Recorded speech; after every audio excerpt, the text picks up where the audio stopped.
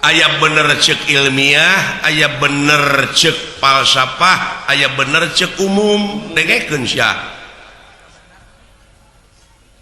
Aya bener cek umum.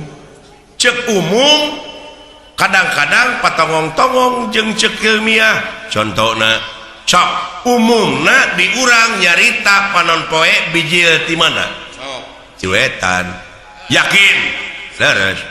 Cek saha ya umum ge nyarita atuh bijilna ti ciwetan. Tah cek ilmiah mah henteu.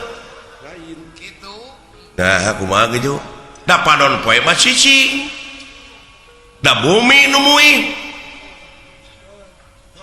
Kapan rarasaan mah urang teh pan sidik di wetan. Air rarasaan lain rasa. Gitu jauh tina rasaan ku rarasaan. Ieu euy. Nah bet atuh geuning. Heuh da bumi nu muih panon poe mah cicing. Nya. Iya nya. Tah aya deui ceuk falsafah. Kumaha cenah? Sabenerna panon poe teh geus biji ti kulon ayeuna teh. Tuh. Mau jauh, tah jauh.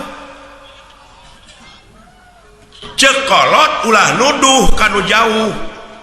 Ulah nyawang kanu anggang, nu caket geura raketan, nu deukeut geura deheusan, moal jauh tina wujud, moal anggang tina awak. Aya naon jeung aya saha dina wujud urang, geura prak, geura pangihan, cirina satangtung diri. Geuning. Kitu. Eta mun jauh-jauhna teh ayeuna panon poe biji tewetan. Kumaha maksudna? Heuh dibacana ku falsafah. Tah ilmu teh. Nah ai falsafah ilmu saha? Yo dibid'ahkeun teh babatok sia. Mangeran kagolongan sia teh. Bener. Cing kalloh mangeran Microsoft. Karena gulungan.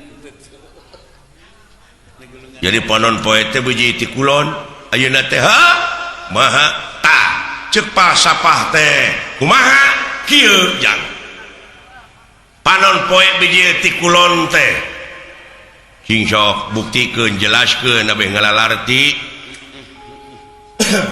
da ieu teh sesa-sesa penjajah teh urang teh jadi barutek barelet. Jadi bangsa nu sensitif teu kaopan teu payaan geuning. Baheulana da ku penjajah teu meunang sakola. Benar. Jadi bararodo. Bodona teh dikatotoloyo.